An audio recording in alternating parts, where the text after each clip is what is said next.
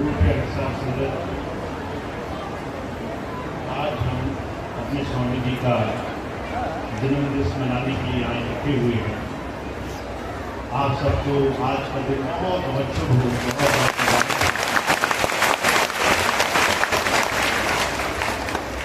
अपने गुरु को याद करना, उनको एक अवतरण दिवस को जब वो संसार में आए उस दिन को अपने जीवन में मानना, उससे अपने जीवन को सजाना, ये अपने आप में एक शिष्य के लिए बहुत बड़ी बात होती है।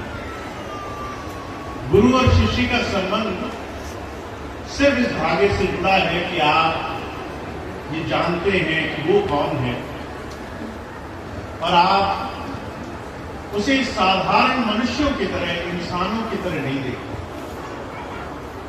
आप उस शक्ति के रूप में उसे जान गए हैं। परमात्मा का वो जो संदेश लेकर आपके लिए आया है, हमें जन्मों जन्मांतरों से ये जो मोह माया की नींद हमारे अंदर है, माया का नशा है, दुनिया की भाग दौड़ है, उससे जगाने जो आया है, वो हम समझ गए। तो आज हमारे लिए बहुत खास दिन है कि हम अपने गुरु को, उनके अवतरण दिवस को मना रहे हैं। और इसको मनाने के बहुत तरीके हैं। आप उनकी याद करें, उनके लिए गीत गाएं, आप उनका ध्यान करें। और जो सबसे बड़ी और सबसे जरूरी चीज है वो ये, और जो स्वामी जी कहा करते थे, गुरु की राजी तब है जब हम सब लोग इस परीक्षा में पास हो जाएं। ये जो जन्म मरण की एक बड़ी भारी परीक्षा है, माया से, अहंकार से छूटने का हमारा एक बड़ा भारी मिशन है। मैं से आजाद होने की हमारी ये जो जुगत है, इस परीक्षा में हम सब लोग पास हो जाएं और एक भी उसमें फेल न हो। और स्वामी जी कहा करते थे, इससे ज्यादा बड़ा तोहफा, इससे बड़ा पुरस्कार हम अपने गुरु को, अपने पिता को कुछ और नहीं दे सकते।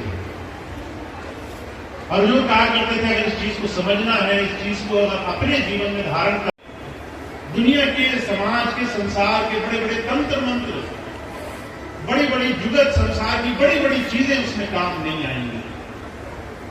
सिर्फ अपने आप को सही तरीके से जीना, अपना जीवन सही तरीके से हम जी पाए, यही एक छोटी सी बात ध्यान रखनी है।